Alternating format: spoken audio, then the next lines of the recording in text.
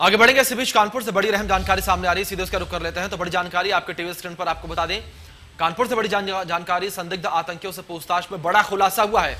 तो बड़ी जानकारी आपको दे रही हैं, मोईद ने मिनहाज को दिलवाया था असलहा। तो बड़ी जानकारी आपको दे रही है, एटीएस की पूछताछ में शकील ने यह खुलासा किया है। तो बड़ी और अहम जानकारी जो इस वक्त सामने आ रही है कानपुर से, आपको बता दें कि मिनहाज और मसरुद्दीन के मोबाइल का डाटा जो है डिलीट है। फोन को रिकवर करने में अब फॉरेंसिक टीम लगी हुई है, लगातार फॉरेंसिक टीम डाटा को वापस लाने में जुटी हुई है। तो बड़ी जानकारी आपको दे रहे हैं जो इस वक्त सामने आ रही है, संदिग्ध आतंकियों से पूछताछ में बड़ा खुलासा।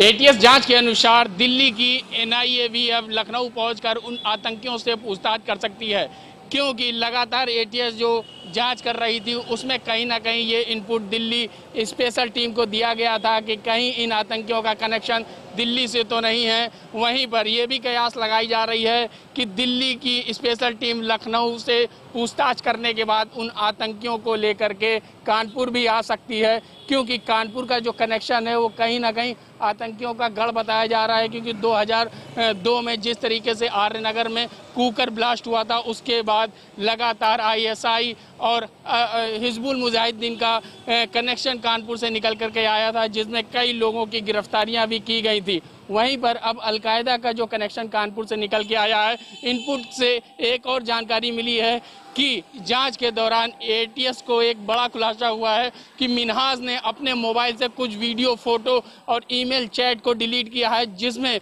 कुछ अहम जानकारियां यूपी की हो सकती हैं। कयास ये लगाई जा रही है कि उसने कई जिलों के स्मारक, मंदिरों और प्रतिष्ठानों की फोटो इससे कहीं ना कहीं पाकिस्तान को शेयर किए होंगे, जिसने एक बड़ी साजिश का खुलासा हो सकता है। हालांकि स्पेशल जो टीम है विशेषज्ञों की, वो इस डाटा को रिकवर करने की कोशिश कर रही है। वहीं कानपुर के कनेक्शन की बात करें तो ये बताया गया था कि मिनहाज ने कानपुर से ही वो असलहे खरीदे थे, जिसको शकील को गिरफ्तार करने के बाद ये पता चला कि शकील ने उनको असलहे उपलब्ध नहीं कराए थे, मोहम्मद मोइन ने उसको उपलब्ध कराया था। हालांकि कानपुर से भी कुछ लोगों को गिरफ्तार किया गया है, लेकिन एटीएस की तरफ से अभी इस बात की कोई भी पुष्टि नहीं की गई है। लेकिन ये बताया जा रहा है कि 5 जो आतंकी लखनऊ से गिरफ्तार हुए हैं वो एक बड़ी साजिश करने की फिराक में थे। कानपुर से सूरज सिंह, इंडिया न्यूज। वहीं इसी बीच हमारे सहयोगी राहुल वाजपेयी हमारे साथ जुड़ गए हैं। इस खबर पर अधिक जानकारी से सीधे उनका रुख कर लेंगे। राहुल, जिस तरीके से खबर सामने आ रही है, एटीएस लगातार यहां पर पूछताछ कर रही है आतंकियों से और लगातार जो तमाम पहलू निकलकर सामने आ रहे हैं उनकी जांच पड़ताल की जा रही है। लेकिन वहीं अब इस बीच जिस तरीके से अपडेट सामने आई है कि मिनहाज और जो मसरुद्दीन है उनके मोबाइल यहां पर रिकवर किए गए और मोबाइल को जब चेक किया गया तो डाटा जो है पूरा डिलीट था।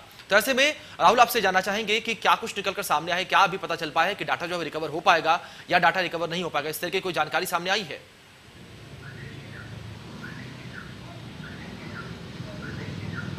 जी देखिए, मैं आपको बता दूं कि जो भी डाटा रिकवर है उसके लिए टीमें, फॉरेंसिक टीमें लगी हुई हैं। मिनहाज और मुतीर, ये जो 2 शख्स थे जिनने कानपुर कनेक्शन में, जो कानपुर में इनकी मदद हो रही थी, जिस तरीके से बात की गई है कि कानपुर में जो शकील है उसने असलहों की व्यवस्था कराई थी, असलहे दिलाए थे इन लोगों को। तो कहीं ना कहीं ये एटीएस की पूछताछ में निकल के आया, सूत्रों का साफ तौर पर कहना।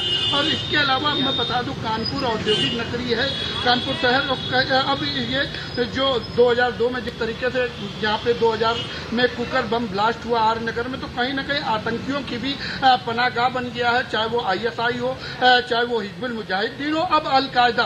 तो कहीं ना कहीं कानपुर में लगातार आतंकी गतिविधियां बढ़ रही हैं। इसके अलावा जो जानकारी निकल कर सामने आ रही कि जिस तरीके से कानपुर कनेक्शन के बाद जो कानपुर से लोग उठाए गए उनसे पूछताछ की गई, जिसमें डाटा कलेक्शन के लिए फॉरेंसिक टीमें लगी हुई है, क्योंकि मिनहाज और मुतीर ने जिस समय एटीएस ने उनको अपने गिरफ्त में लिया, उससे पहले ही उन्होंने जो डाटा था, जो जरूरी चीजें थी, उनको डिलीट मार दिया था।